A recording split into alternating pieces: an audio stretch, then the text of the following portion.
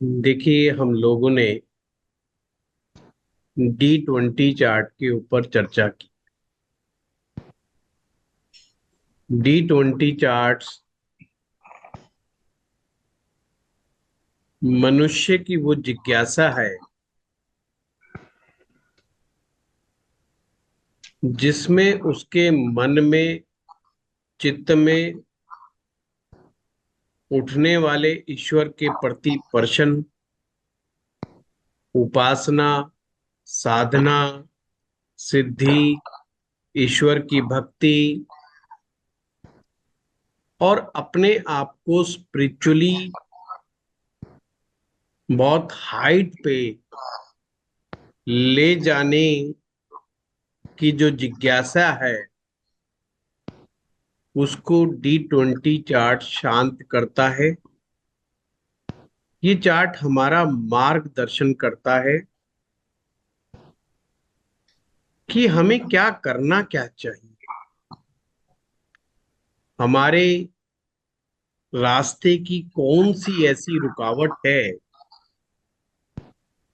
जिसकी वजह से हम सभी चाहते तो हैं कि हम परमात्मा का नाम जप करें, हम धर्म कर्म के कार्य करें और पुण्यों को अर्जित करें, पर हमें पता नहीं चलता। कभी कभी पता भी होता है, पता होते हुए भी हमसे नहीं हो पाता, क्योंकि जब भी हम कुछ अच्छा करने बैठते हैं तो मार्ग में बहुत सारी बाधाएं और व्यवधान आ जाते और हम ये सब नहीं कर पाते।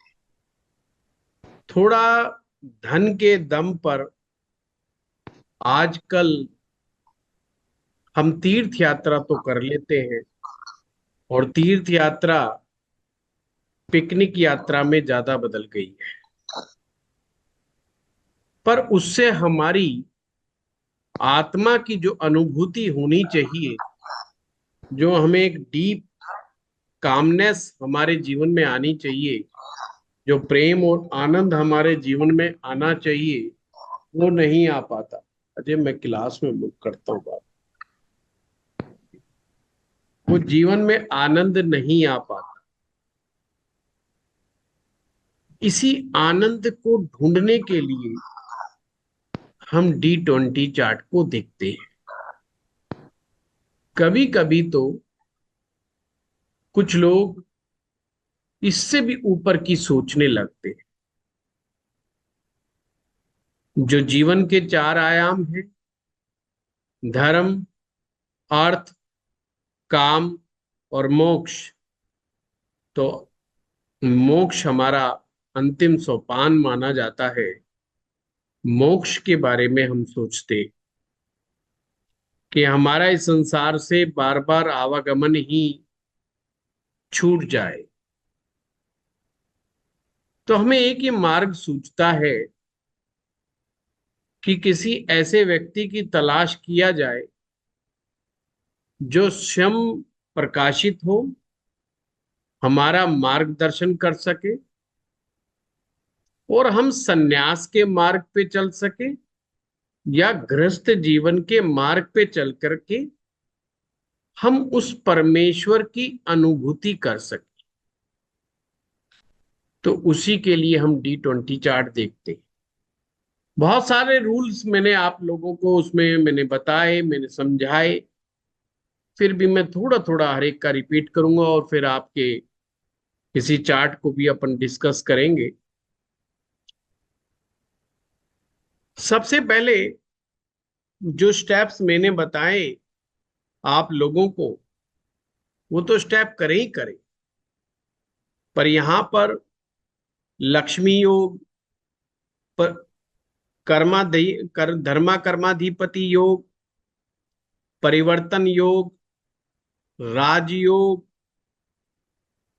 ये योग बहुत ही ज्यादा महत्वपूर्ण हो जाते हैं D20 चार्ट। फिर एक प्रश्न उठता है सन्यास का, कि सन्यास योग कैसे बनता है। सन्यास योग का मतलब है व्यक्ति में डिटैचमेंट क्रिएट हो जाती है, जीवन से डिटैचमेंट क्रिएट हो जाती है, और उसके हमेशा जहन में चलता है कि मुझे परमात्मा की खोज करनी है। वो परमात्मा का खोजी हो जाता है और एक अलग प्रकार से जीवन जीने लग जाता है। सन्यास का तात्पर्य ही है एक ऐसा जीवन जो बहुत ही सुंदर है। अपने जीवन को विन्यास देना ही सन्यास है। ये कैसे पैदा होता है? जब lord of moon sign aspected by Saturn, याद ऐसे समझे, चंद्रमा जिस राशि में वे बैठा है उस राशि का स्वामी शनि के द्वारा दृष्ट हो जाए। अब यहां पर वो चंद्रमा को दृष्टि नहीं कह रहा, वो कह रहा है जो चंद्रमा का डिस्पोजिटर है वो अगर शनि के द्वारा देखा जाए, दृष्टि दे दे शनि ग्रह उसको, तो भी व्यक्ति में डिटैचमेंट क्रिएट होती है। कभी कभी ये गृहस्थ जीवन में रहने वाले लोगों में भी ये भावना आ जाती है। और नवमांश में ये कैसे बनेगा? अगर यही चंद्रमा मंगल के नवमांश में हो और उसको शनि देख ले तो नवमांश में भी बन जाता सन्यासी। पर अपना तो आज का टॉपिक D20 चार्ट में ही है। तो D20 चार्ट के अंदर ये बहुत स्ट्रांग योग है। अगर बृहस्पति और चंद्रमा नवम भाव में बैठे हों, बृहस्पति और चंद्रमा नवम भाव में बैठे हों और उनको शनि देख ले तो भी ये संन्यास योग हो जाता है। शनि और चंद्रमा का आपस में राशि परिवर्तन हो जाए तो भी एक प्रकार का संन्यास योग है। यदि चंद्रमा, बृहस्पति और लग्ना, यदि चंद्रमा, बृहस्पति और लगन या लगन का लॉर्ड, से लग्नेश भी कह सकते हो आप, चंद्रमा, बृहस्पति, लगन या लग्नेश को शनि ग्रह देखे तो व्यक्ति त्यागी प्रवृत्ति का हो जाता है। ये योग ही आपको साधु सन्यासियों की कुंडली में सबसे ज्यादा दिखेंगे जो मैं आपको दिखा रहा। इसी प्रकार से शुक्र ग्रह है, शनि ग्रह है और केतु ग्रह। शुक्र, शनि और केतु ये आपस में ट्राइंगल में बैठ जाएं। ट्राइंगल का मतलब शुक्र अगर लगन में बैठा है तो शनि पंचम में बैठ जाए तो केतु नौ में, वाइस वर्सा आपस में कहीं। अगर ये एक दूसरे भाव में बैठ गया तो अर्थ त्रिकोण का दूसरा भाव कौन सा होगा? छठा भाव। तीसरा कौन सा होगा? 10वां भाव। ऐसे ट्राइंगल या तो धर्म त्रिकोण में ये बैठ जाए, या अर्थ त्रिकोण में, या काम त्रिकोण में, या मोक्ष त्रिकोण में एक दूसरे के ट्राइंगल बैठ जाएं, ये तपस्वी योग कहलाता है। ये अलग से लिखना, तपस्वी योग। शनि ग्रह तपस्या का कारक होता है, शनि ग्रह तपस्या करवाता है।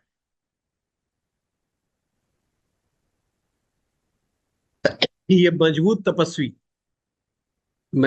होते हैं जो रोज के प्रैक्टिशनर्स होते हैं। जैसे कुछ लोगों को आदत होती है मैं ध्यान करने की, या मंत्र जप करने की, उनका एक फिक्स टाइम है।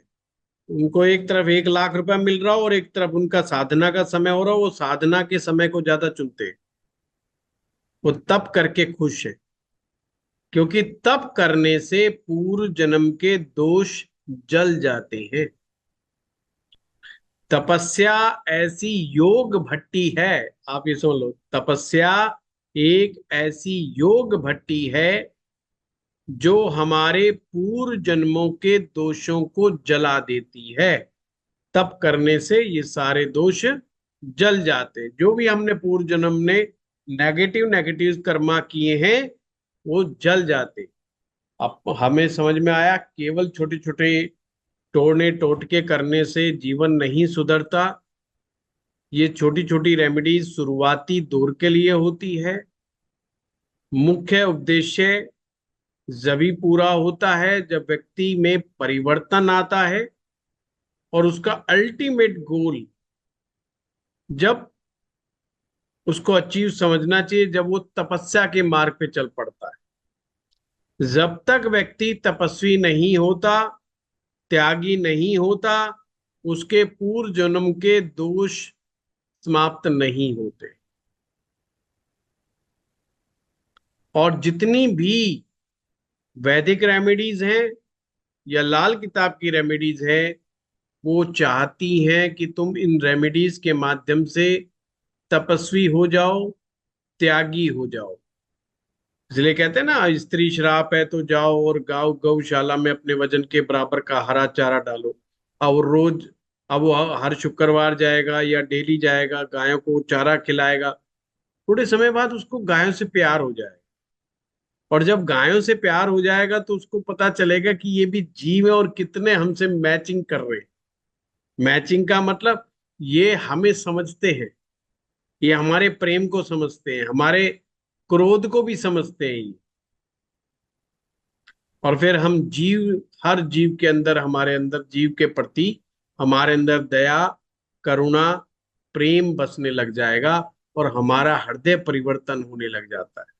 जब हम कुत्ता, बिल्ली, गाय, इनके प्रति जब करुणामय हो जाते हैं, तो ऑटोमेटिक है हमारे जीवन साथी के प्रति तो हमारा फिर करुणा का भाव कई गुना बढ़ जाता है। कि यार, जब हम बाहर के लोगों, इन जानवरों को इतना प्यार दे के आते हैं, तो ये तो हमारे घर के अंदर, इसके प्रति इतना वैर भाव क्यों? तो व्यक्ति इस प्रकार से बदलता है। तो ये तपस्वी योग बड़ा इंपॉर्टेंट है। इसी प्रकार शनि ग्रह है D20 चार्ट में, लगन को या लग्न, लग्नेश को देखिए। अब देखो, हर एक में एक कॉमन फैक्टर है, वो है शनि ग्रह। ध्यान रखना, हर एक, मैंने जितना भी बताया सब में एक कॉमन है, वो है शनि ग्रह। शनि तपस्या करवाता है।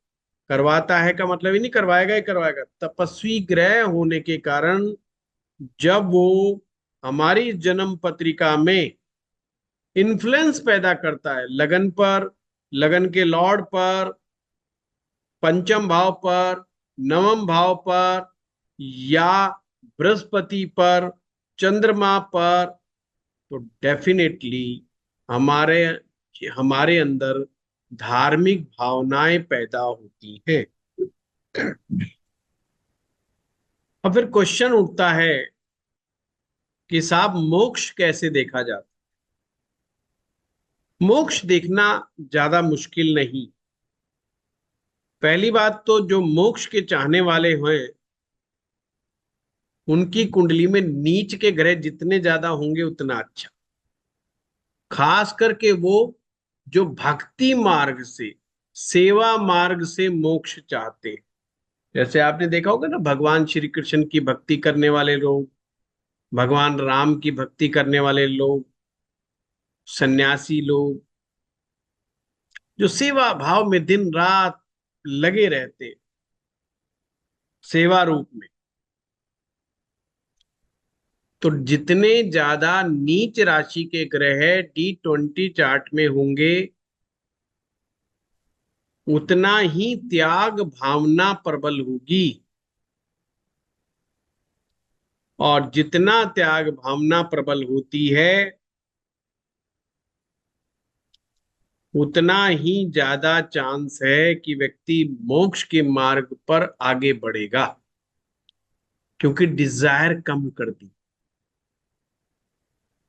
जो प्लेनेट बहुत स्ट्रांग हो जाते हैं D20 चार्ट में, वो स्पेसिफिक डिजायर रखते हैं। जैसे मंत्र की सिद्धि प्राप्त करना, सिद्धि की प्राप्तियां, ये भी एक इच्छा है।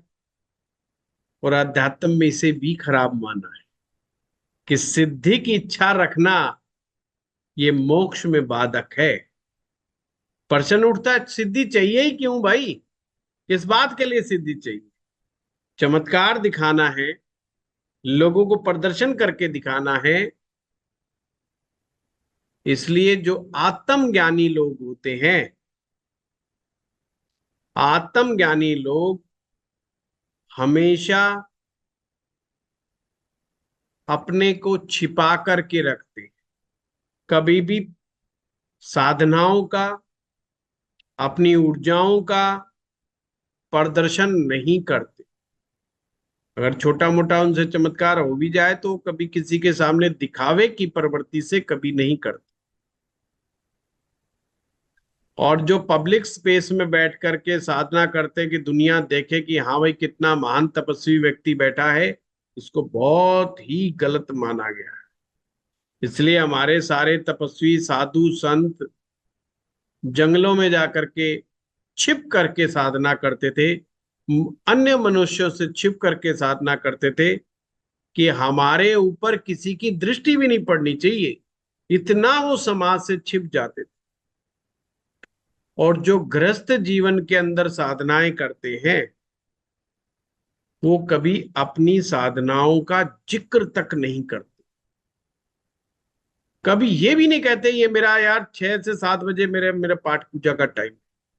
इसको भी D20 चार्ट की फिलॉसफी में खराब बताया है। कभी नहीं डिस्कस करना कि मेरा ये पाठ पूजा का टाइम है, या मैं इतना दान करता हूं, मैं पुण्य करता हूं, या मैं वृंदावन गया था वहां पे मैं ये दान करके आया, पुण्य करके आया। जैसे ही आप अपना दान, अपना त्याग, अपना जप किसी को बताओगे, तत्क्षण वो समाप्त हो जाता है। दान के बारे में ऐसा कहा गया है, एक हाथ से दो तो दूसरे हाथ को पता भी नहीं लगना चाहिए भाई क्या दिया। किसी को कानो कान खबर नहीं होनी चाहिए। इसलिए हमारे यहाँ पर गुप्त दान का बड़ा विशेष महत्व है। तो अब हमें पता चला कि लोग आएंगे D20 चार्ट में ये समझने के लिए कि मुझे सिद्धि नहीं प्राप्त हो रही, सिद्धि प्राप्त होनी चाहिए, मुझे देवता के दर्शन करने हैं। पर इसे तो खराब मत आया है। काहे को करने हैं भाई? क्या करोगे तुम? कोई इसका औचित्य नहीं है। कोई कहता है मुझे शक्ति प्राप्त करनी है, शक्तिशाली बनना है। किस लिए करना है? तो फिर आप कहोगे फिर क्यों करूं मैं? वो वहीं फंस जाओगे। जैसे ही क्यों शब्द आएगा वैसे ही फंस।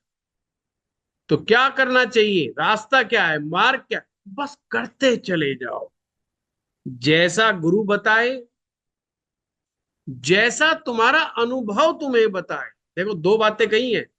जैसा तुम्हें तुम्हारा गुरु बताए, जैसा तुम्हारा स्वयं का अनुभव तुम्हें बताए, उस मार्ग पे बिना किसी इच्छा के, बिना किसी कामना के चलते चले जाओ। कामना भी कोई नहीं होनी चाहिए कि भगवान मुझे दर्शन दे, या मेरे को वरदान दे दे, या मेरी शादी का वरदान दे दे, या फलाने का वरदान दे दे। तो वो चीज खराब हो जाएगी, वो तत्क्षण समाप्त हो जाती। कभी कभी कुछ लोग साधनाएं करते हैं, मंत्र जाप करते हैं, उनसे उनकी ऊर्जा का लेवल बढ़ जाता है, और बस वो यहाँ पे गलतियां कर जाते हैं। उसको कभी भी उसका प्रयोग ही नहीं करना चाहिए। हमारे गुरुजी कहते थे कि अगर साधना का सुख चाहिए तो बावला बन के रहो। या बावले के ना पागल की तरह को, या पागल आदमी छोड़ यार, इससे क्या बात करें। मतलब बिल्कुल कहीं ये मत दिखाओ कि I am so intelligent person, कि मैं ज्ञानी भी हूं, ये भी आपने नहीं कहना। अब देखो इसकी क्या कि सूत्र क्या है। सूत्र है, यदि मोक्ष चाहिए तो कुंडली के 12वें भाव में शुभ ग्रह, जैसे कि चंद्रमा, शुक्र, गुरु और केतु, 4 ग्रह याद रखना। शुक्र, चंद्रमा, गुरु और केतु, ये 4 ग्रह, जितने ज्यादा शुभ ग्रह 12वें भाव में होंगे, उतना ही ज्यादा प्रबल मोक्ष का योग बनता है। और केतु ग्रह तो है ही मोक्ष का कारक ग्रह। देखो मोक्ष देखने के लिए कितना सिंपल है ये, दो ही सूत्र बताए। ग्रह नीच राशि में जरूर बैठे हुए होने चाहिए, और शुभ ग्रह 12वें भाव में होने चाहिए। और यहाँ पर 4 ग्रह जो शुभ ग्रह रखे हैं वो भी आपको बता दिए, गुरु, चंद्र, शुक्र और केतु। बाकी मैं इससे पहले करवा चुका हूं साधनाओं के लिए, सिद्धियों के लिए। आज का चैप्टर हमारा मोक्ष के लिए था। आप लोगों को कोई क्वेश्चन इससे रिलेटेड, उपासना से रिलेटेड पढ़ना है, बोलना है तो बताओ, कोई चीज नहीं समझ में आई हो तो। हाँ वर्षाली जी बताइए। प्रणाम गुरुजी। प्रणाम। मुझे ये पूछना था कि पंचमेश केतु के साथ अगर 12वें भाव में हो तो तो बहुत कुछ अलग अच्छा है, चीज़ होगी। बहुत अच्छा है। अच्छा। पंचमेश का संबंध 12वें से हो जाए, और वो भी केतु के साथ हो जाए, जी। ये अच्छा है।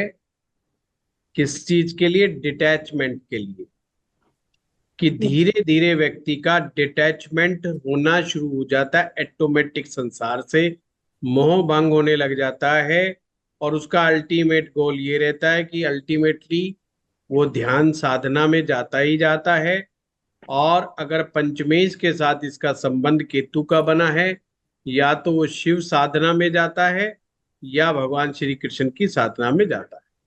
मतलब अल्टीमेटली वहां वो लीन होना चाहता है कि मैं बहुत डीप में जाकर के साधना करूं, ऐसी उसकी इच्छा होती है। क्योंकि जो ये पंचम भाव है, पंचम भाव जैसे कि मैंने आपको बताया था, यह हमारा ऐसा चित्त का प्रभाव दिखाता है जहां से हम अपना प्रेम देखते हैं, हमारा समर्पण देखते हैं, हमारी भक्ति देखते हैं एक प्रकार से। तो जब भक्ति और समर्पण किसके लिए साथ बैठे? केतु के, और वो भी 12th हाउस में। तो केतु क्या चाहता है? केतु सॉल्यूशन चाहता है। केतु चाहता है कि भाई ये जो परेशानियां है, ये संसार का जो दुख है ना, इससे निकलो। मतलब वो इससे दुखी हो जाता है, वो उसमें लाइक नहीं करता है फिर से आओ यार, फिर चक्कर नहीं, चक्रों में नहीं। तो वो चाहता है कि मैं इतनी भक्ति करूं, इतनी भक्ति करूं कि मेरे को अगले जन्म में मोक्ष मिल जाए। ये पंचमेश का केतु का संबंध अगर 12वें में बने तो भी ये योग बनता है। नवमेश का भी अगर सेम, नवमेश यदि 12वें भाव में केतु के साथ बैठ जाए तो भी ये सेम योग बनता है। अच्छा। जी, अच्छा, धन्यवाद। हाँ शोभा जी। प्रणाम गुरुजी। प्रणाम। अभी जैसे आपने कहा कि 12th हाउस में अगर शुभ ग्रह होते हैं तो इस तरह का पैदा होता है, और अगर 12th हाउस में कोई ग्रह ना हो हम्म। तो फिर उसके जो ये स्वामी। शोभा जी, ये केवल मोक्ष के लिए है। ये जो अच्छा। आज बताई हैं चीजें मोक्ष के लिए हैं। अच्छा, तो अगर वहां कोई ग्रह नहीं है तो हाँ, इसका मतलब। नहीं है तो मोक्ष कैसे मिलेगा? ठीक है। हर एक और जगह ग्रह बैठाना जरूरी थोड़ी है। जी, और अगर था ग्रह का, ग्रह का मतलब क्या है? ये वो विद्या है D20 चार्ट, जो आप लोगों को ग्रहों से भी मुक्त करना चाहती है। ग्रहण से ही ग्रह बना है। ग्रह क्या है, मैंने बेसिक कोर्स पढ़ाया था।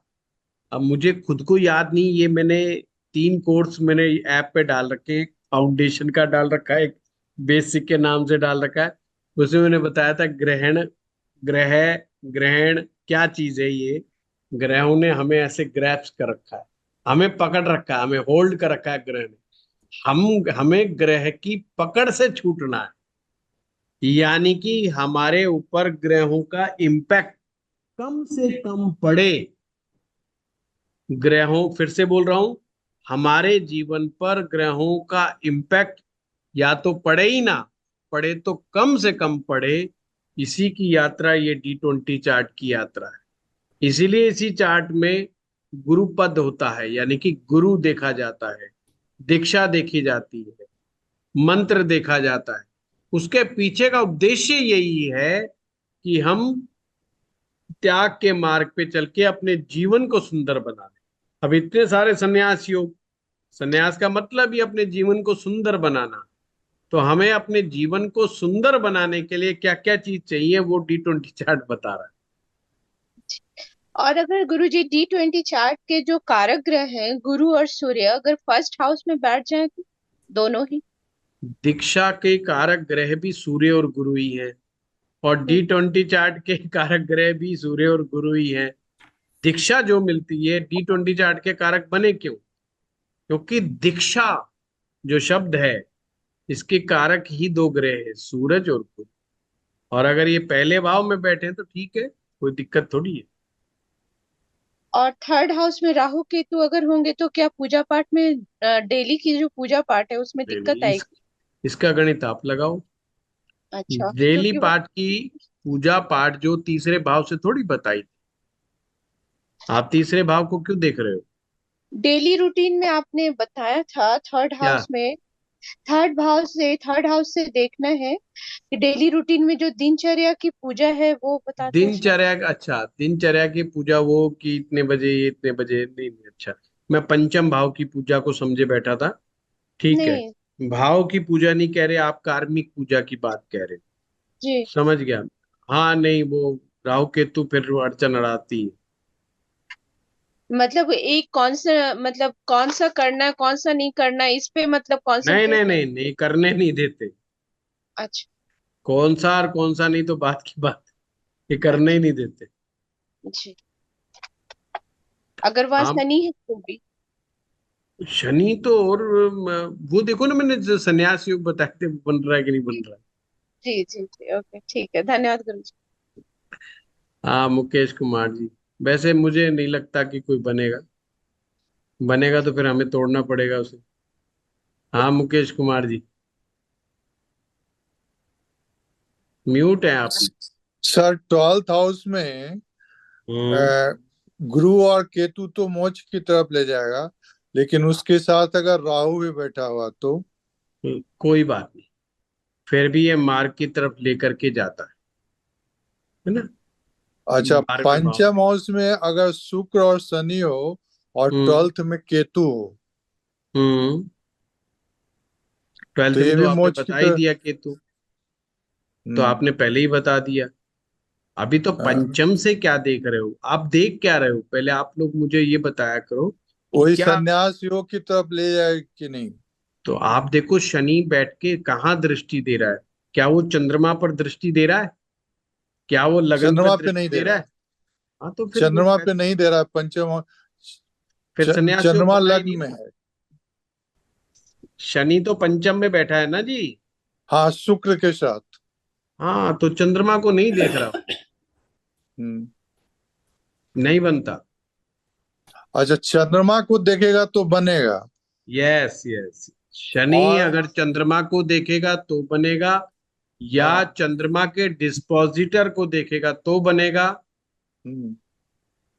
या ठीक है गुरुजी। चंद्रमा के साथ एक्सचेंज करेगा तो बनेगा। ठीक है गुरुजी। हाँ ममता जी, गुरुजी प्रणाम। प्रणाम। गुरुजी, जैसे चंद्र मेष लग्न की कुंडली है और कुंभ राशि पे चंद्र बैठा है, ठीक है और उसका डिस्पोजिटर शनि है, और जी शनि सप्तम भाव में बैठा है। जी। तो शनि स्वयं उसका डिस्पोजिटर है। तब फिर क्या हो गया? दृष्टि देखो आप ममता जी, क्या दृष्टि शनि है, चंद्रमा को देख रहा है? नहीं, बस नहीं देख बात रहा है। खत्म। और गुरु जी, जैसे आपने बताया कि दूसरे भाव से कुल देवता को देखते हैं, हाँ अपने अपने यहाँ पूरे परिवार के एक कुल देवता होते हैं। ठीक तो है, जैसे सबकी कुंडली में अलग अलग ग्रह आएंगे अगर, तो फिर बिल्कुल। कुल देवता को कैसे देखेंगे? तत्व एक आएगा, तत्व अच्छा। एक ही आएगा। तत्व का ना, हर देवता के तत्व भी होते हैं। जी हर देवता का एक तत्व होता है, जी। वो तत्व सेम होना चाहिए। जी। और जैसे सूर्य हैं हाँ, दूसरे भाव में, तो सूर्य अपन है, को सूर्य देखना है। सूर्य है आगे तो अग्नि तत्व है, ठीक है ना? जी हाँ, पर हनुमान जी को अग्नि तत्व मत समझ लेना, ठीक है ना? जी हाँ, जी वहां पे वायु तत्व है, गणपति जी में पृथ्वी तत्व है। तो ये जी बहुत अलग अलग हैं। कभी देवी जी देवताओं का भी बताएंगे आपको। जी। नौवें भाव में गुरु है, ठीक मतलब है, धनु राशि पे गुरु है। और 10वें भाव से सिद्धि देखते हैं। मुझसे तो मुझसे मत विश्लेषण कराओ ममता जी। आप तो ये देखो, आप क्या ढूंढ रहे हो और क्या चीज पकड़ में नहीं आ रहा है, वो बताओ मुझे तो। जैसे आप कुल देवता का पूछना देखो, था तो हमने, मेरी मेरी समस्या ये है, आप में से मैं किसी को सन्यासी बना नहीं सकता, नहीं मैं और मैं सन्यासी चाहता भी भी, नहीं कि आपका सन्यासी योग मिले। जी नहीं, हैं? क्योंकि अभी इतनी इतनी पहुंच नहीं है गुरुजी की सन्यास तक जा तो सकें। मैं वही हाँ, कह उसी रहा हूँ, आगे आप में। तो पॉइंट जी को समझो। त्यागी जी वाला छोटा मोटा योग हो जाए वही बहुत बड़ी बात है। जी कि जी। आपका पंचमेश सही जगह बैठ जाए वही अच्छी बात है, नवमेश पंचमेश सही जगह बैठ जाए वो अच्छी बात है। गुरुजी, पंचमेश सूर्य ही है जो दूसरे भाव में बैठा है। हाँ, तो कोई बात नहीं, और तो सूरज को पकड़ो। और नवम भाव में गुरु बैठा है धनु राशि में। आप ढूंढ क्या रहे हो मुझे वो तो बताओ, मैं क्या बताऊं बताओ। अब इसमें गाड़ी बंगला और वो तो है नहीं, अब मैं क्या बता दूं कि कार कब आएगी? आप क्या नहीं, पूछ रहे हो मुझसे? हाँ, वो बताओ ना, मैं क्या बोलूं। आपने मंत्र जाप वगैरह बताया है, नवम भाव से मंत्र जाप बताया है। ठीक है तो और उसकी सिद्धि आपने 10वें भाव से बताई है। जी आपने बताया कि इस कुंडली में नीच के ग्रह देखे जाते हैं, जी। जबकि शनि सप्तम भाव का स्वामी शनि सप्तम भाव में बैठा है, उच्च हम्म। का हुआ। जी, तो फिर क्या मानेंगे इसको? इसका मतलब है बंदा अपने परिवार से, अपने पोते पोतियों से बहुत अटैच्ड है। अच्छा। सिंपल। उच्च का ग्रह ध्यान रखना, उच्च जी ग्रह, स्ट्रॉन्ग ग्रह अटैचमेंट को शो करेंगे। हमेशा ध्यान अच्छा। रखना, D20 चार्ट में को जी जो ग्रह उच्च के हो जाएंगे, स्ट्रॉन्ग हो जाएंगे, तो ये कोई जी। अच्छी बात नहीं दिखाता, और गुरु, अटैचमेंट दिखाता है। अगर गुरु जी उच्च का हो गया तो ज्ञान के प्रति अच्छा अटैचमेंट। मरेगा तो जी ये सोचेगा यार मैंने फलाना वेद तो पढ़ा ही नहीं, अब तेरी तो मौत आ रही है, तो अगली बार पढ़ियो, नेक्स्ट टर्म के अंदर। तो उसका ज्ञान के प्रति मोह है, इसलिए फिर उसको अगला जन्म लेना ही पड़ेगा और उसको फिर दोबारा पढ़ना पड़ेगा। जी शनि है तो शनि की जी अटैचमेंट है मेटेरियलिस्टिक चीजों की तरफ, कि मेरे से तो यार 5 मकान खरीदे अपने बच्चों को बना के दूंगा, मैं तो 2 ही बना पाया, 3 तो अधूरे रह गए। भगवान जी कहेंगे अच्छा वापिस आओ। जी देखो, इसके पीछे एक बड़ी स्टोरी है, जी और ये हमारे पुराण में लिखी गई स्टोरी है, ये ऐसी नहीं है। जी कहते हैं एक सन्यासी होते हैं, बाबा जी होते हैं, जी और जब वो मरने लगते हैं तो वो बड़ा सोचते हैं कि कोई चीज अधूरी तो नहीं रह गई। तो उन्हें कोई अटैचमेंट कहीं किसी से शो नहीं, पर अचानक उनकी दृष्टि अमरूद के पेड़ पर जाती है, जी और अमरूद बड़ा मीठा मीठा लगा हुआ होता है, और उनके मन में ख्याल आता है, यार ये तो तेरे घर में ही लगा हुआ था, तूने इस पेड़ से आज तक एक अमरूद नहीं खाया। जी कम से कम तू एक अमरूद तो खा लेना चाहिए। और ये सोचा कि उनकी डेथ हो, उनकी अगली योनि कीड़े की प्राप्त हुई और वो अमरूद के अंदर कीड़े के रूप में रहे। जी। तो ये अभी कहावत है, ये सच है झूठ है ये राम जाने, और ये हमने खुद सुनी भी है। कई बार इसका व्याख्यान आता है जब ये बताया जाता है कि मृत्यु के समय आपका चित्त जिस व्यक्ति विशेष पर, जिस स्थान विशेष पर लगा होता है, नेक्स्ट जन्म आपका वहीं पर उसी उसमें होने के चांस बढ़ जाते हैं। इसलिए कहते हैं जब मृत्यु आए तो हमारी कहीं किसी के प्रति कोई अटैचमेंट ना हो। और हमारे गुरुजी तो कहा करते थे, भाई तुम मुझे बहुत चाहते हो, मेरा बड़ा सम्मान करते हो, मेरा नाम जपते हो, मेरा मेरा दर्शन करते हो, मेरे पाँव में चरणों में मत्था टिकाते हो, तो तुम्हारे अंदर मेरे प्रति मोह, मेरा मोह, तुम्हारे अंदर मोह है मेरे प्रति। जी। मृत्यु के समय मेरा भी पीछा छोड़ देना, मुझे भी छोड़ देना, अपनी आगे की यात्रा रख। अगर आपने आगे की यात्रा नहीं की तो तुम अटक जाओगे, यहीं अटक जाओ। गुरु मोक्ष के लिए होता है, गुरु छोटे मोटे गाड़ी बंगला दिलाने के लिए नहीं होता। हमारे गुरु जी कहा करते कि भाई अगर तुम्हें आगे गति लेनी है, ऊपर जाना है, तो इस क्रिया को सीखना पड़ेगा, समझना पड़ेगा।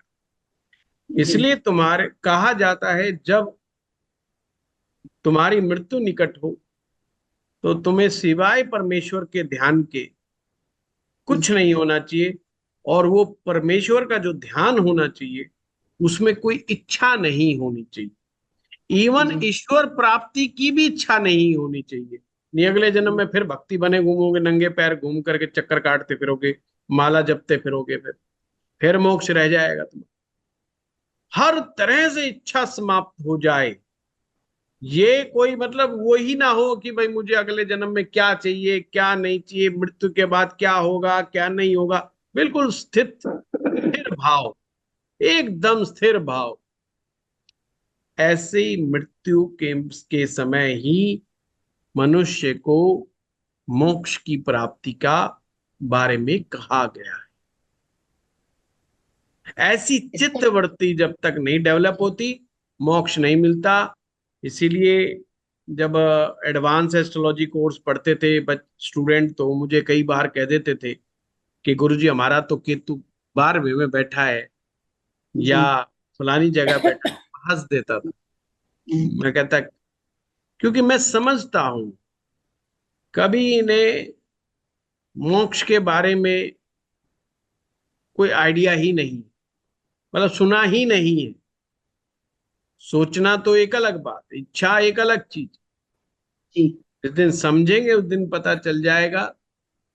अगर हमें एक तरफ गाड़ी बंगला महल चाहिए और दूसरी तरफ मोक्ष चाहिए तो ऐसी संभावना नहीं। ये सब त्यागना पड़ता है।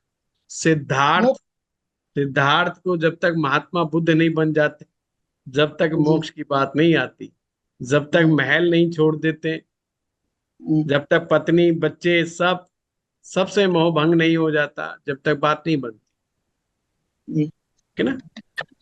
जी। तो आप ममता जी पहले ये सोचा करो, आप क्या मुझसे पूछते हो तो क्या ढूंढ क्या रहे हो उसमें, तो मुझे आपको गाइड करने में आनंद आएगा, नहीं तो मैं कंफ्यूज हो जाऊंगा कि मैं जवाब क्या दूं।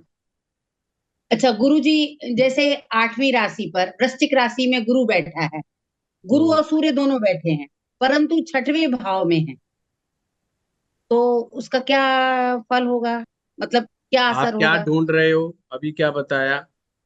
आपने बताया कि गुरु 4, 8, 12 मोक्ष के भाव हैं और ठीक है, राशि भी मोक्ष की, परंतु मैंने ये गुरु बताया, तो फिर से दोबारा सुन लो। अगर आप 4, 8, 12 देख रहे हो तो मैंने कहा ये 4, 8, 12 इनमें किसी में एक भाव में तो केतु बैठना चाहिए। अच्छा और एक भाव में शनि बैठना चाहिए जी। और किसी एक भाव में शुक्र बैठना चाहिए। ये तीनों का ट्रायंगल बनना चाहिए। नहीं, इसके पहले आपने गुरु बताया था ना कि गुरु बैठे अगर चार वो आठ अलग था, 12। वो अलग था। वो मैंने कहा था चंद्रमा और बृहस्पति और जी लगन, लगन जी का स्वामी वो जी शनि देखे, जी ये मैंने बताया। जी कोई बात नहीं, आप दोबारा सुनेंगे जब भी पता लग जाए। जी जी जी जी, धन्यवाद गुरु जी। हाँ अंकुश, गुरुजी प्रणाम। प्रणाम। गुरुजी तपस्वी योग जो जैसे आपने बताया कि शुक्र शनि और राहु केतु जो है वो ट्राइन में होने चाहिए। नहीं केतु, सिर्फ राहु नहीं। तो राहु तो साथ में रहेगा हाँ ना। सॉरी सर, हाँ ठीक है, केतु ठीक है। तो गुरुजी जैसे वृश्चिक लगन लगन बनता है, लगन में शनि और शुक्र साथ में बैठ जाते हैं। नहीं फिर नहीं बनेगा ना ट्रायंगल। अच्छा, मतलब शुक्र वो तो ट्राइन साथ आ में। गया ना। अच्छा अगर शुक्र फिर, जैसे शनि पहले में है तो पांचवें में शुक्र आ जाता है, केतु आ जाता है, या शुक्र नौवें में चला जाता अच्छा, है। एक दूसरे के ट्रायंगल में आने चाहिए। ट्राइन में होने एक साथ नहीं बैठने चाहिए। हाँ और इसमें जैसे आपने बताया कि लगन के लॉर्ड पे अगर शनि की दृष्टि पड़ती है तो हाँ भी ये संन्यास योग बनता है एक तरह से। हाँ और चंद्रमा का डिस्पोजिटर पे पड़ता है तब भी बनता है। अब वृश्चिक लगन में मेरा मेष राशि में जैसे चंद्रमा बैठा हुआ है, ठीक मंगल है। उसका मंगल तीसरे में बैठा हुआ है, तो और हम्म। शनि लगन से तीसरी दृष्टि देता है उसको। हाँ तो तो ये बनता है, ये तो बनता है, पर ये बहुत प्रबल योग नहीं कहते। जो दृष्टि संबंध से बनते हैं ना, ये बहुत प्रबल नहीं होता। सबसे ज्यादा इनमें से जो प्रबल है ना, वो शनि शुक्र और केतु के ट्रायंगल वाला ही सबसे बढ़िया स्ट्रॉन्ग तपस्वी योग है। बाकी जो शनि के संबंध में जो बताए हैं, ये दिखाता है कि एक समय पर उसके अंदर डिटैचमेंट आनी शुरू हो जाती है एक उम्र के बाद। ये वो योग है। अच्छा। और गुरुजी जैसे आपने बोला कि जैसे मोक्ष तभी मिलता है अगर 12वें में केतु होता है, नहीं नहीं, राहु। चार ग्रह बताए मैंने। हाँ मतलब उस मैंने वही। कहा शुभ ग्रह बताए, शुभ में केतु को भी रखा है। तो गुरुजी जैसे 12वें में अगर सूर्य नीच का होके बैठता है 12वें घर में, हाँ हाँ। लेकिन नवम में वो मतलब कि कर्क राशि में राहु केतु बैठते हैं, तब भी उसको हम एक तरह से ना मोक्ष तो ना नहीं ना, देते हैं। नहीं, फिर बात नहीं बनी। अच्छा। तो वही है कि अभी एक जन्म और बाकी है।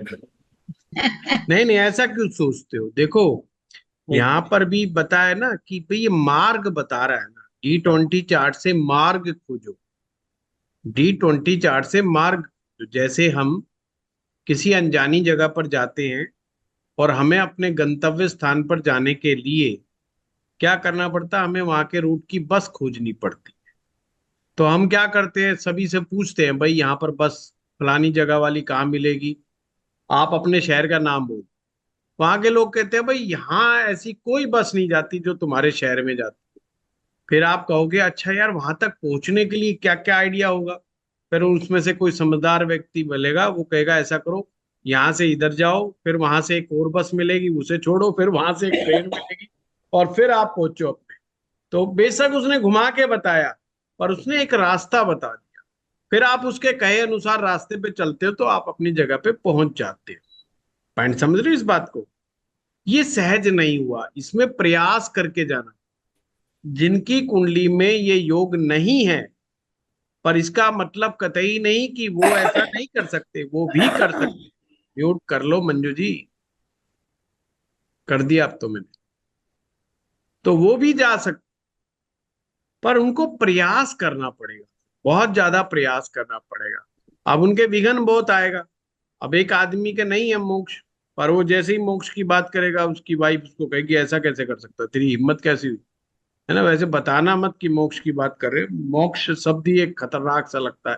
लोगों को लगता है पता नहीं आत्महत्या तो नहीं है कोई ये, जबकि ये पता है कि ये दुर्लभ चीज है, ये कहाँ से हो जाएगी, मरने से भी नहीं मिलता भाई मोक्ष तो। है, थोड़ा प्रश्न है हमारे गुरुजी। शमशान भूमि पे लिखा जरूर होता है मोक्ष द्वार, खुश करने के लिए, मरे हुए को खुश करने के लिए। भाई साहब आप सही जगह पहुंच रहे हो, ऐसी बात नहीं, कोई गड़बड़ जगह नहीं लेके आए आपको। तो ऊपर लिख दिया जाता है मोक्ष द्वार, बाकी भाई उसकी कोई जिम्मेवारी नहीं है। तो गुरुजी उसमें जैसे अगर जुपिटर स्ट्रांग हो जाता तो वो क्या ये दिखाता कि उसको अगर अच्छा गुरु मिले तो वो मोक्ष के द्वार पे पहुंच सकता है? नहीं, अगर ज्ञान, ये ज्ञान योग है। अच्छा, ये पंचम। एक ज्ञान का मार्ग है, एक भक्ति का मार्ग है, एक योग का मार्ग है। मार्ग कई हैं हमारे ये यहाँ पे। ज्ञान वैराग्य। हाँ, हमारे भक्ति। यहाँ पे मार्ग कई है, और कई मार्ग होना मेरे हिसाब से बहुत अच्छा है, होना ही चाहिए। अगर मान लो अपने धर्म में एक ही मार्ग होता और अपनी खोपड़ी सेट नहीं होती उस मार्ग से, फिर क्या करते? हमारे यहाँ ऐसे ऐसे है ना जो कभी मंदिर जाना ही पसंद नहीं करते। वो खराब थोड़ी है, वे बेचारे, वे भी अच्छे लोग हैं। पर सोचो अगर उनको कहा जाता कि भाई साहब तुम्हारा तो बेड़ा ही गर्क है, ये कोई मतलब थोड़ी है। जैसी जिसकी मति, वैसा वो काम करेगा। तो अंकुश, जिसकी तुम बात करे वो ज्ञान योग की बात है, वो ज्ञान योग में कन्वर्ट। ज्ञान भक्ति वैराग्य गुरुजी, मतलब तीन तरह के मार्ग में जब जाएंगे तो उसमें कोई ना कोई मार्ग तो मिल ही जाएगा। ये उल्टे नियम है। भक्ति। वैराग्य, अच्छा। भक्ति, और सहज गति से ज्ञान प्राप्त हो। हमारे गुरुजी इसको कैसे समझाते थे कि किसी व्यक्ति में वैराग्य आ जाए और फिर वो भक्ति करने लग जाए, ज्ञान की बात ही ना सोचे, ज्ञान लेने की चेष्टा भी ना करे। तो हम सारे जो और शिष्य होते थे, बड़े बड़े लोग, पूछते जी फिर क्या होगा जब ज्ञान लेने ही कहीं नहीं जाएंगे, किसी से पूछेंगे ही नहीं, फिर ज्ञान आएगा कहाँ से जब कोई बताएगा नहीं? केवल वैराग्य से और भक्ति से कैसे हो जाएगा? तो हमारे गुरुजी कहा करते, जो भी वो शब्द कहेगा, जो भी वो बात कहेगा, वो ही ज्ञान हो। सहज उपजा ज्ञान, उसे कहते हैं सहज उपजा हुआ ज्ञान। मतलब वो अपने आप जो निकल रहा है वो अपने आप में ज्ञान निकल रहा है, और उसका कोई तोड़ ही नहीं है। लोग कहेंगे इसको लिख लो, किताबों में लिख लो, पता नहीं ये दोबारा ये शब्द बोले जाएंगे नहीं बोले जाएंगे। मतलब वो व्यक्ति इतना प्रभावशाली हो जाता है कि हर आदमी कहता है यार ये क्या अद्भुत बोला।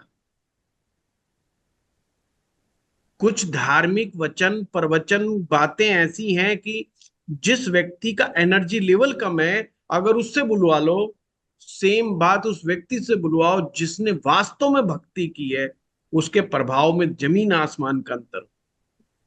बात को कहने का ही असर अलग अलग। हर आदमी का अपना सेल्फ स्टाइल है ना। तो वैसे ही जिसके पास भक्ति है वो ज्ञान अपने आप उपज जाए। और कमाल की बात, उसको पता ही नहीं चलता मेरे पास ज्ञान है। देखो कमाल की बात है। पर वो जो बोलता है, जिसको बोलता है, उसको लगता, वो उसके पीछे पीछे हो लेता है, उसको लगता है यार क्या ज्ञानी आदमी, क्या ज्ञानी आदमी। बड़े बड़े लोग हाथ जोड़ करके खड़े हो जाते हैं, वो जो भी बोलता है। और वो कोई कहानी नहीं सुनाता, कोई प्रवचन नहीं देता, कुछ नहीं देता, बस बोल देता है, सहज गति से बोल देता है। अब कबीर साहब के थे, कबीर साहिब के पास क्या था? कोई एजुकेशन थी? कोई एजुकेशन नहीं। वो बेचारे कौन से कॉपी पेन लेकर के लिखा करते थे, या वो प्रवचन दिया करते थे कोई प्रोफेशनल प्रवचन? नहीं। उनके घर पे लोग आते थे, उनसे अपनी कठिनाई कहते थे, बात कहते थे, जी मैं सत साहिब मैं यहाँ पे फंस गया हूँ, मेरी जीवन की समस्या ये है। और वो तुरंत कोई ना कोई बात ऐसी कहते थे, मुंह से जो निकल जाती थी। और जो समस्या समाधान के लिए आते थे वो पढ़े लिखे होते थे, वो लिखते थे अरे क्या कहा कबीर ने। फिर उसके ऊपर मंथन चलता था, कई कई महीने मंथन चलता था उनके दोहों के ऊपर। और आजकल तो पीएचडी हो रही है, रिसर्च हो रही है कबीर के दोहों पर, कि कबीर के ऊपर रिसर्च होती है। सोचो, जिस आदमी को स्कूल नहीं मिला, कोई शिक्षा नहीं मिली, कोई ग्रंथ का अध्ययन नहीं मिला, और खुल करके कभी गुरु का सानिध्य नहीं प्राप्त हुआ। गुरु भी प्राप्त किया तो चोरी से, गुरु भी प्राप्त किया तो जबरदस्ती से,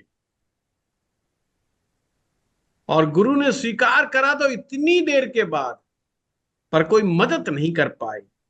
क्योंकि गुरु कौन थे? गुरु ब्राह्मण थे, और ब्राह्मणों के बीच में एकदम घिरे पड़े थे, चारों तरफ ब्राह्मण ब्राह्मण। रामानंद जी के। अब रामानंद जी चाहते बहुत थे कबीर को, पर समाज में खुल करके हिम्मत नहीं कर पाए कि कह देंगे हाँ भाई मेरा शिष्य है, नहीं बोल पाए। कबीर को अकेले ही संघर्ष करना पड़ा। और कबीर की दीक्षा कहाँ हुई? रामानंद जी के पास। जोर जबरदस्ती से हुई। आपने स्टोरी पढ़ी होगी। जोर जबरदस्ती क्या थी? बेचारे कई बार रिक्वेस्ट करी कि मुझे दीक्षा दे। वो कहते दीक्षा तो मैंने राम जी से ही लेनी है। कबीर कहते हैं इसलिए कबीर के दो में राम शब्द बहुत आता है, क्योंकि राम उनके गुरु भी हैं।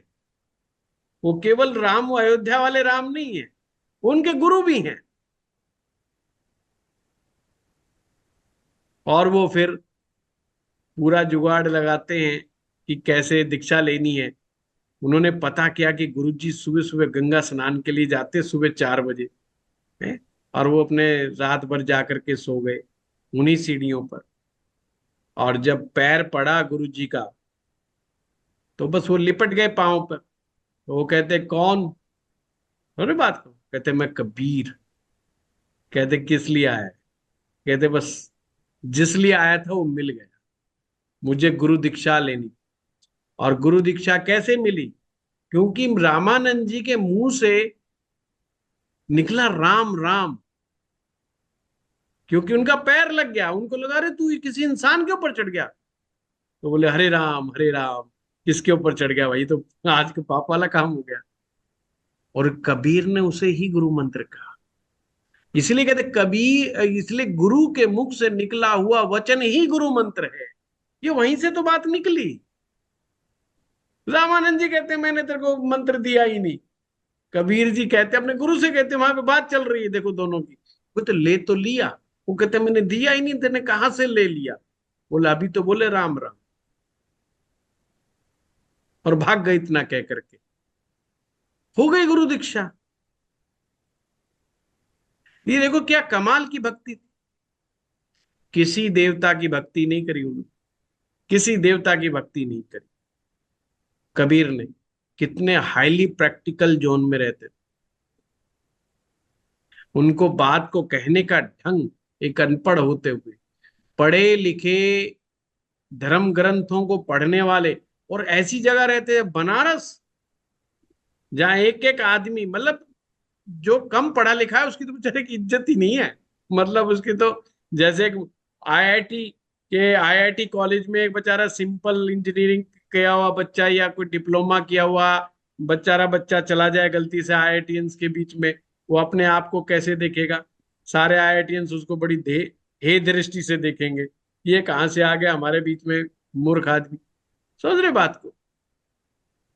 तो कबीर महाविद्वानों के शहर में किस लेवल का नाम बना, और सारे जीवन भर अपने गुरु के प्रति इतने वो रहे कि समर्पित भाव में रहे, हमेशा हमेशा समर्पित भाव पे रहे।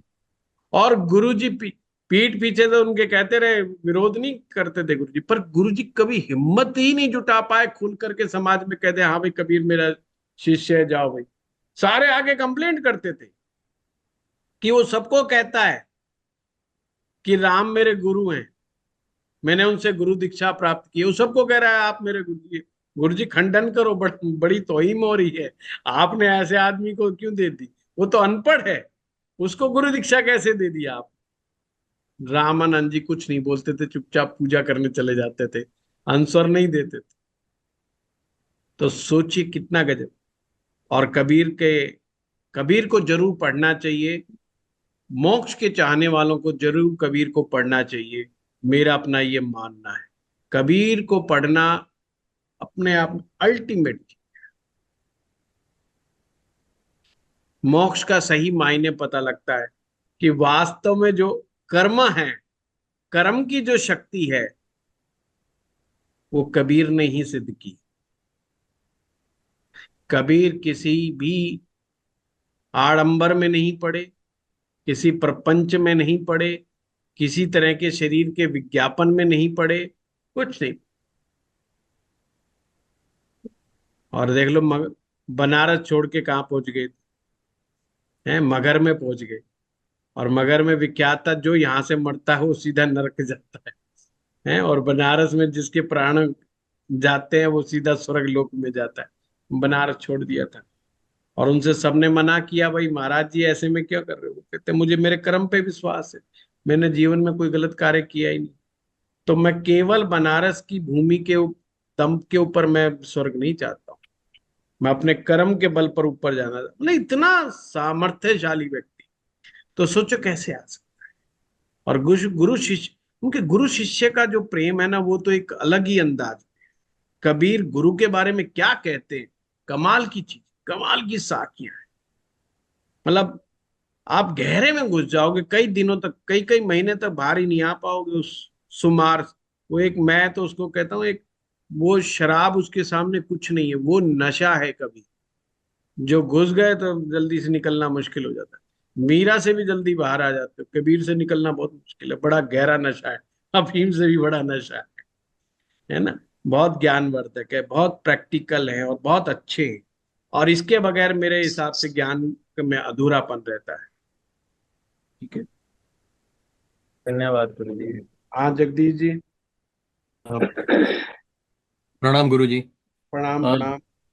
कर्क का लग्न है D20 में, और 10th हाउस में गुरु, शुक्र और बुध है मेष राशि में। तो 4th का और 12th का तो हुआ, और 8 का रह गया बाकी। 10th हाउस में मंत्र सिद्धि के लिए वो तीनों शुभ ग्रह है 10th हाउस में। नहीं नहीं, पहले पहले आपने ये देखना है, पहले मंत्र करोगे तो मंत्र सिद्धि आएगी ना। बराबर है। सबसे पहले मंत्र देखो, मंत्र पंचम में है। पंचम में स्वग्रह ही मंगल है, हाँ, तो वो मेष राशि फिर का। उसके लिए हमें करना है, कंटिन्यूटी में करना अभिषेक। है। D20 चार्ट में मंगल का स्ट्रोंग होना बहुत अच्छा होता है, हम्म। क्योंकि और वो हमें हमें प्रैक्टिस करवाने में क्षमता रखता है।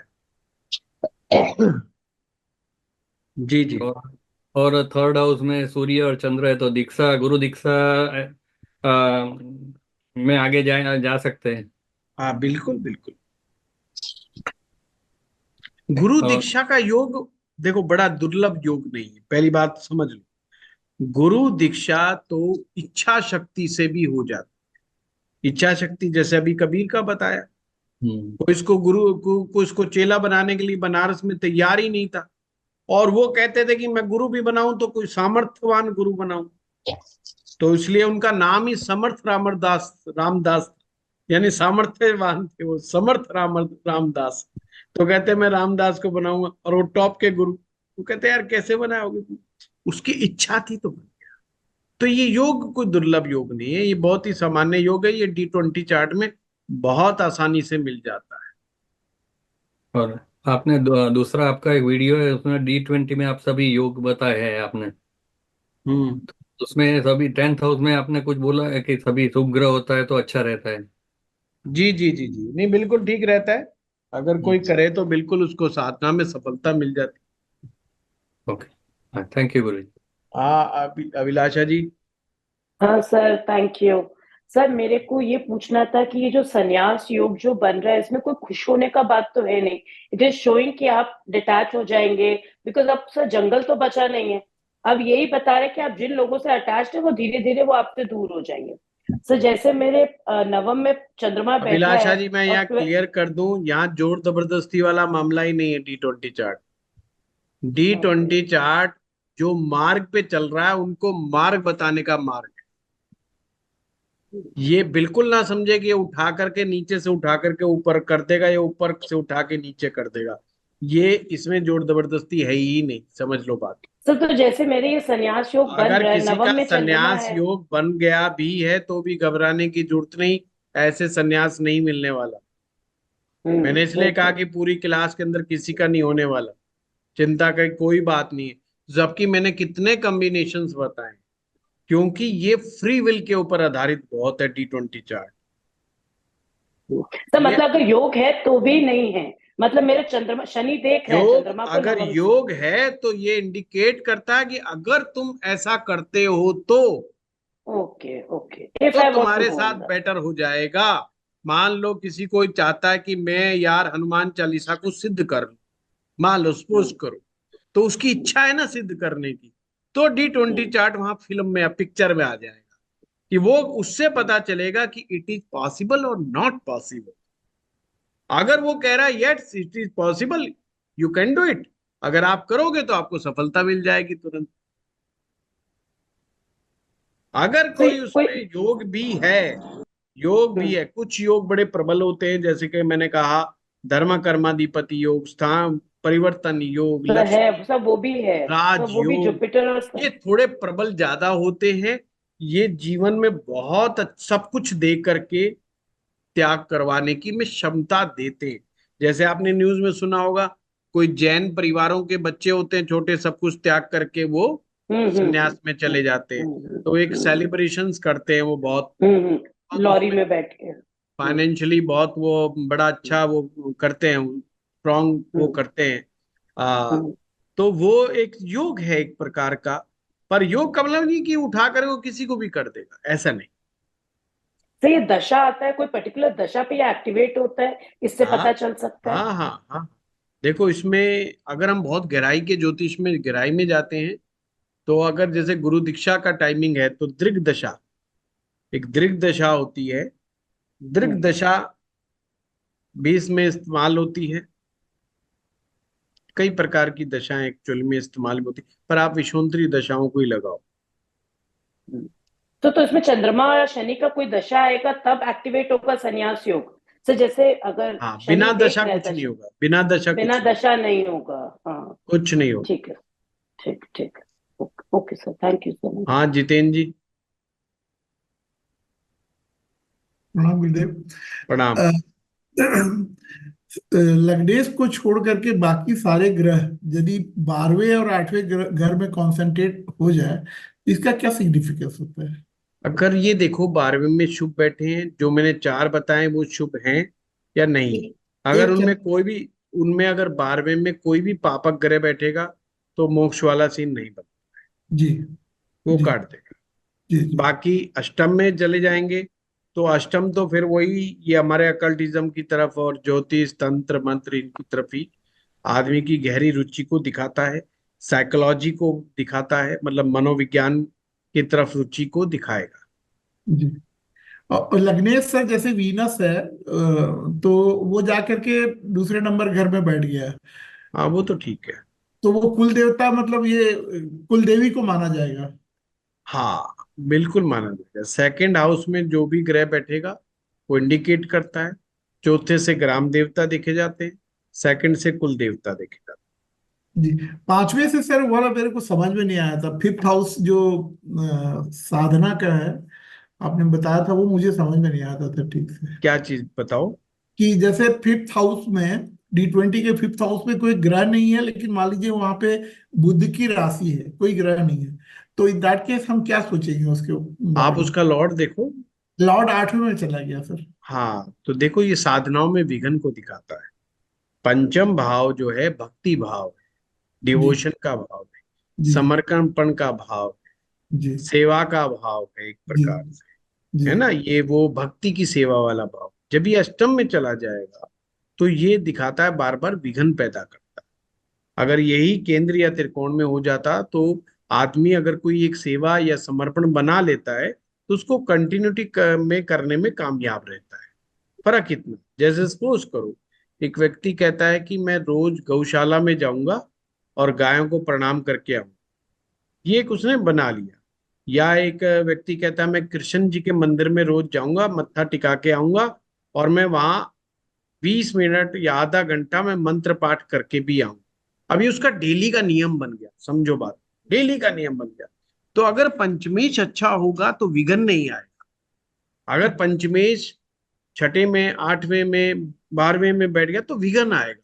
विघन आएगा मतलब कभी मेहमान आ गया, कभी कोई काम आ गया, किसी ने वहां पे बुला लिया, कोई इमरजेंसी आ गया, तो क्या होगा, उसका ब्रेक आ रहा है, हो कुछ नहीं रहा, फिर वो आता है फिर वो कंटिन्यू करने लग जाता है।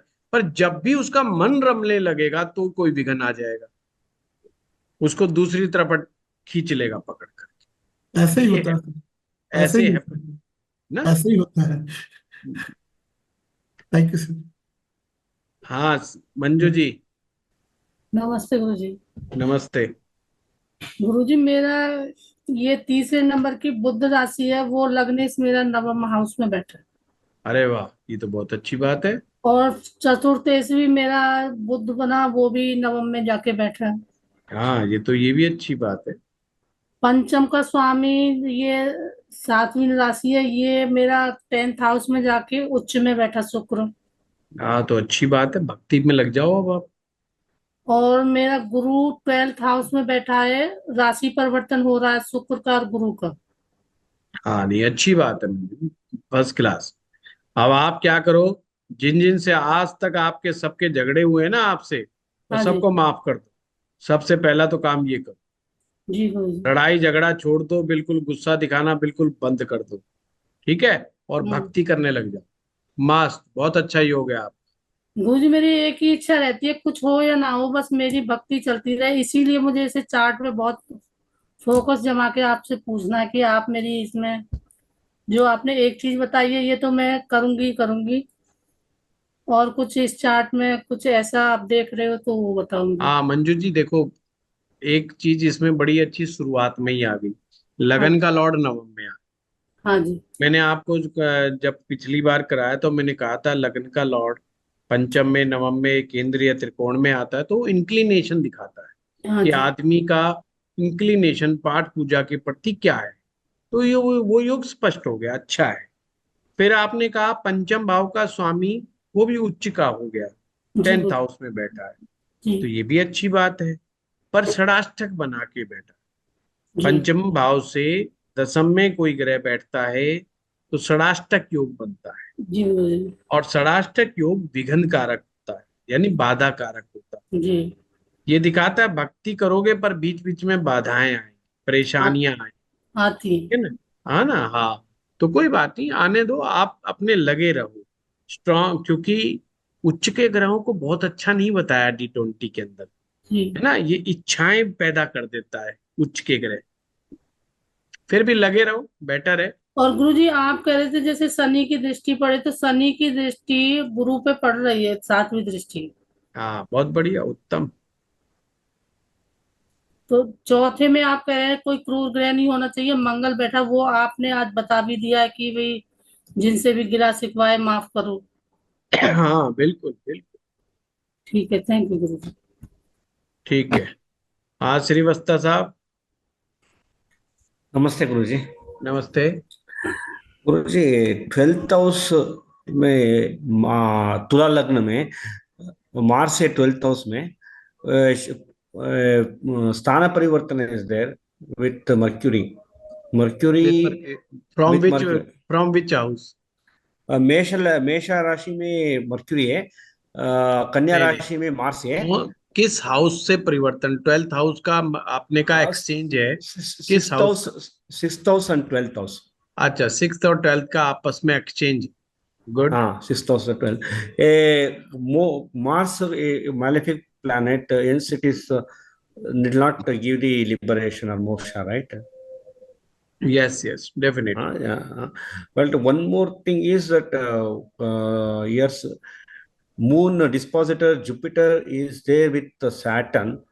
Yes. The Moon dispositor is June. Jupiter is with Saturn, Sun, Rahu, and Ketu. 5 planets are there. सन का ये देखिए, सैटर्न का एस्पेक्ट इंपॉर्टेंट है, उनके Saturn साथ कंजक्शन नहीं, conjunction नहीं है, only aspect. Only aspect. हाँ हाँ हाँ, conjunction is should not be taken. एक मेरा यूट्यूब पर वीडियो है, अब मुझे खुद हाँ, को याद नहीं, शनि ग्रह ओके। के बारे में बता रहा हूँ।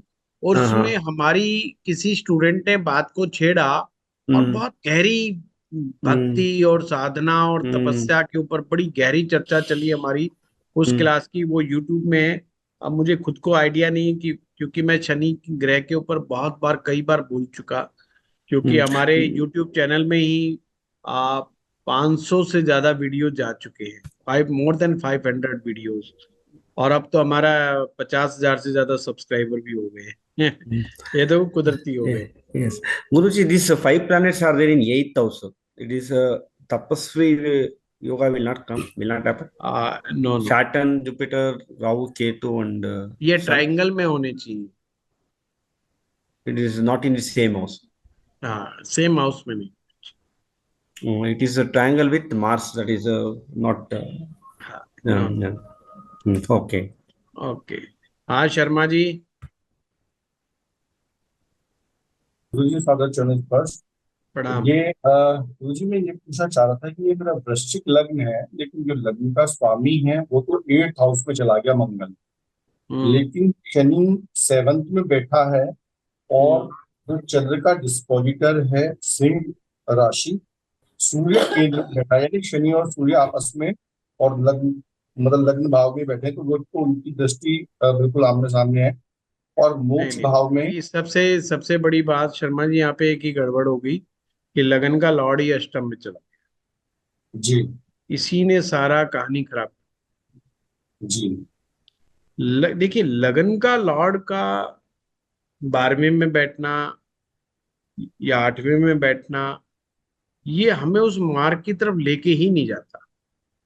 जी जो रियल मार्ग है ना, जो सच्चा मार्ग है, उस तरफ हमें ध्यान लगाने ही नहीं देता। जी हम मंदिर चले जाएंगे, तीर्थ यात्रा पे चले जाएंगे, पर सबके पीछे हमारी कुछ ना कुछ इच्छा होगी कि अगर वहां जाए तो हमें ये मिल जाए, वहां जाए तो ये मिल जाए। ये लगन का लॉर्ड 6, 8वें 12वें बैठने को इच्छा युक्त साधनाओं को की तरफ दिखाता है, जो कि मोक्ष या तपस्या की तरफ नहीं लेकर के जाता। तो आगे अगर तपस्या योग बन भी जाता है, वैसे तो बन नहीं रहा आपके चार्ट में, या संन्यास जी योग बन भी रहा है, तो भी वो पूरा फलित नहीं होता। इसलिए जी लगन का लॉर्ड बहुत इंपॉर्टेंट है। ठीक है। जी जी वही पूछना था, क्योंकि 12वें में शुक्र जो है स्वराशि में बैठा है हम्म। 12th हाउस में, लेकिन लग्न जो हाँ, है वो लगन ने सारा कहानी घुमा रखी। जी जी जी चलिए, नमस्कार आप सभी जी लोगों का। एक क्वेश्चन है। हाँ मंजू जी, साहब से लड़वाओगे आज? वो कोई कहेगा हमारा एक भी नहीं लिया और गुरुजी हमारे प्लीज, दो। मेरा भी क्वेश्चन है गुरुजी। हाँ बोलो। मेरा सूर्य ना, आप बता रहे थे कि 1, 5, 9 में होना चाहिए, तो पहली राशि में 11th हाउस में बैठा सूर्य चंद्र, तो वो तो कैसा मैं है? तो 1, 5, 9 बताया, आप तो 11वीं में बिठा रहे हो। नहीं, आपने ये भी बोला था कि 1, 5, 9 राशि पे भी हो सकता पिछली क्लास में। हाँ ठीक है, तो 1, 5, 9 में से कौन सी राशि पे? पहली राशि पे बैठा 11th हाउस में। अच्छा ठीक है, फिर तो फर्स्ट क्लास है। ठीक है गुरुजी प्लीज एक क्वेश्चन लास्ट, गुरुजी प्लीज। हाँ बताइए। गुरुजी मेरा है ना त्रिकोण में है, मोक्ष त्रिकोण में है ना, शुक्र हाँ, और केतु एक दूसरे से त्रिकोण में है, शनि कहाँ है? और शनि अष्टम भाव में है, नहीं नहीं, केतु 4, 12वें 8, भाव 12 में। में, केतु हाँ 12वें में 4, आप। 8, 12 भाव में है। ठीक है, वो बहुत बढ़िया। केतु 12वें में है, और हाँ शुक्र 4th हाउस में है, जो कि लग्नेश भी है। हाँ बहुत बढ़िया, और 8th में शनि है। शनि है। हाँ बहुत बढ़िया। अब आपने ये देखना है, अगर इन ग्रहों को कोई और ग्रह डिस्टर्ब तो नहीं कर रहा। सूर्य की दृष्टि शनि पर है गुरुजी। हाँ बस यही बाधा है, ये बाधा है। नहीं, बस अदरवाइज आप उसके तो अलावा तो किसी पे तपस्वी किसी की दृष्टि तपस्वी नहीं योग है। तपस्वी योग बहुत अच्छा बन रहा है आपका गीतांजलि जी। हैं तो आप भी भक्ति करो। सूर्य दृष्टि अ, जरूर दे रहा है, पर देने दो, कोई बात नहीं, आप भक्ति करो। और गुरुजी लास्ट क्लास में आपने बोला था कि बर्थ टाइम रेक्टिफिकेशन इस चार्ट के लिए बहुत मैंडेटरी है, तो उस पे कई थोड़ा चार्ट सा में, आप डिविजनल बताएंगे। डिविजनल चार्ट्स में बहुत सारे चार्ट्स ऐसे हैं जिनसे हो सकता है। D20 चार्ट, D24 चार्ट भी उनमें से एक है। D20 में हम हर एक के साथ नहीं बात कर सकते इसमें, क्योंकि बहुत सारे लोग एक्सप्लेन ही नहीं कर पाते, वो चीजों को, अध्यात्म की चीजों को बता ही नहीं पाते। अब एक आदमी मंदिर में जाता है तो अपने आप को मानता है कि भाई मैं बहुत बड़ा धार्मिक हूँ, चाहे सारे रास्ते उलटता मरता गालियां बकता है सबसे, उसको लगता है मैं तो बड़ा पुण्य का काम करके आया हूँ। तो उसको हम कैसे समझाएंगे भाई क्या है? तो D20 चार्ट रिस्की हो जाता है। या दो इंटेलिजेंट आदमी बैठे हों बहुत बढ़िया वाले, और जिनको थोड़ा स्पिरिचुअल नॉलेज भी हो, उनके लिए तो बढ़िया रेक्टिफिकेशन के लिए अदरवाइज रिस्क मत लो। बेटर है D10 chart, D9 chart, D10 chart और D24 चार्ट बेस्ट है। और लास्ट D60 चार्ट भी बहुत यूजफुल हो सकता है। तो मतलब जैसे हम लोग ऑलरेडी इस आध्यात्म में घुस चुके हैं और चाहत भी वही है मोक्ष की, तो हम लोगों को अगर इसका पता करना है तो कैसे करेंगे गुरुजी? ये भी तो बताया मैंने, गीतांजलि इतने सूत्र लिखवाए मैंने। अच्छा, नहीं नहीं, बर्थ टाइम रेक्टिफिकेशन में ये करेक्ट है कि नहीं है? नहीं, करेक्ट ही है तो आदमी को खुद ही पता लग जाता है गीतांजलि लास्ट जी, इसमें खुद ही पता लग जाता है। अगर एक एक सूत्र को आप धीरे धीरे समझोगे तो खुद ही पता लग जाता है। अब मुझे पता है ना मैं क्या करता हूँ क्या नहीं करता। अच्छा, किसी दूसरे को पता है कि नहीं पता, खुद को तो पता ही है। हाँ आप राइट क्या राइट। खाते हो, भोजन और भजन किसी और को पता है कि नहीं पता, पर आपको जरूर पता है कि कैसा करते हो। Yes yes. ठीक है ना? ठीक, धन्यवाद। हरे गुरुजी, गुरुजी, गुरुजी, धन्यवाद। हाँ गुरुजी बताइए। एक प्रश्न। हाँ बताइए। गुरुजी, यदि लग्नेश शनि है और नीच का है, लेकिन उसने मंगल से हाउस एक्सचेंज कर लिया, ठीक है। लग्न में राहु केतु दोनों एक साथ हैं, ठीक है। और पंचम का लॉर्ड जो शुक्र है वो 9th में जाकर के नीच हो गया। हम्म। हालांकि 10th का भी लॉर्ड होकर के तो उसने तो ये योग बना लिया, लक्ष्मी नारायण योग। लेकिन क्या फिर ये संन्यास के लिए ठीक है? क्योंकि शनि, आपने कहा मंगल ही मजबूत होना चाहिए, और मंगल शनि ने हाउस एक्सचेंज कर दिया है। हाँ, ये अच्छा योग है। हाँ, पर हालांकि इसे शनि तो नीच का है। संन्यास योग तो नहीं कहूंगा मैं।